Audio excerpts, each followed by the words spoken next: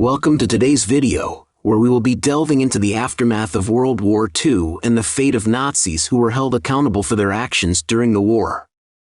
As we take a journey through time, we will uncover the stories of some of the most notorious Nazi figures, their trials, and the consequences they faced. So, sit back and join us as we explore the dark and complex history of the Nazis' fate after the end of World War II. New viewers, welcome to subscribe to our channel and hit the little bell icon so you won't miss our daily shows.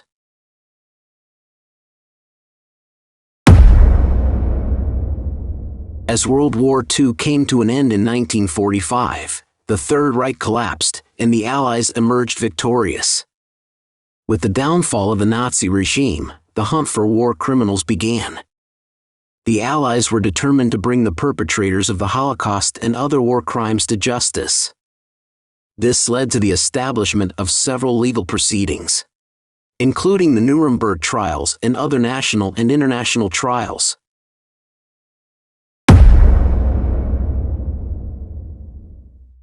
The Nuremberg trials were a series of military tribunals held between 1945 and 1949 in Nuremberg, Germany. The trials were conducted by the Allied forces to prosecute prominent Nazi leaders for their involvement in war crimes, crimes against humanity, and crimes against peace. The most famous of these trials was the International Military Tribunal, IMD, which tried 22 high-ranking Nazi officials, including Hermann Göring, Rudolf Hess, and Joachim von Ribbentrop. The Nuremberg trials were groundbreaking in many ways.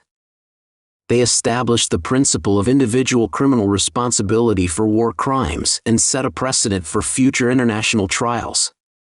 Out of the 22 defendants in the IMD, 12 were sentenced to death, 7 received prison sentences, and 3 were acquitted.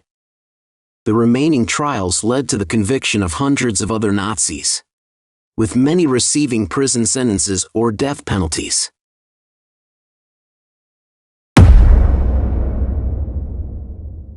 While the Nuremberg trials and other legal proceedings managed to bring many Nazis to justice, several high-ranking officials managed to escape and go into hiding.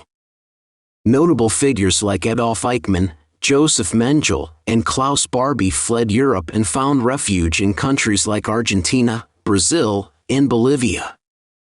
For decades, these fugitives evaded capture, living under false identities and avoiding the watchful eyes of Nazi hunters. However, the relentless pursuit of justice eventually caught up with some of these escaped Nazis. Adolf Eichmann, the architect of the Holocaust, was captured by Israeli agents in Argentina in 1960 and brought to Israel for trial. He was found guilty of crimes against humanity and executed in 1962. Klaus Barbie, the infamous butcher of Lyon, was extradited from Bolivia to France in 1983. Where he was convicted of crimes against humanity and sentenced to life in prison.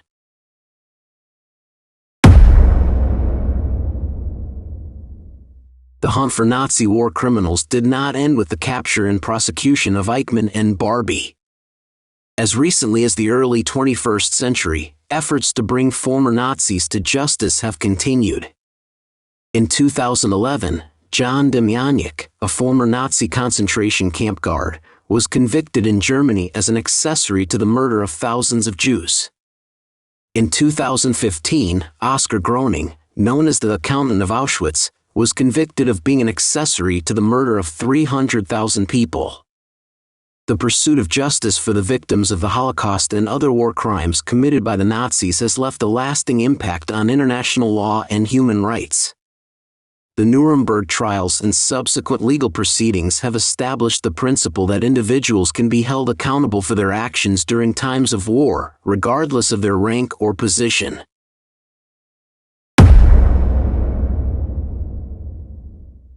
The fate of Nazis after World War II is a complex and dark chapter in history.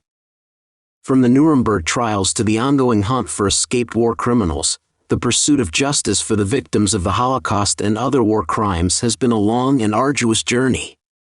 While many Nazis faced the consequences of their actions, some managed to escape justice and lived out their days in hiding.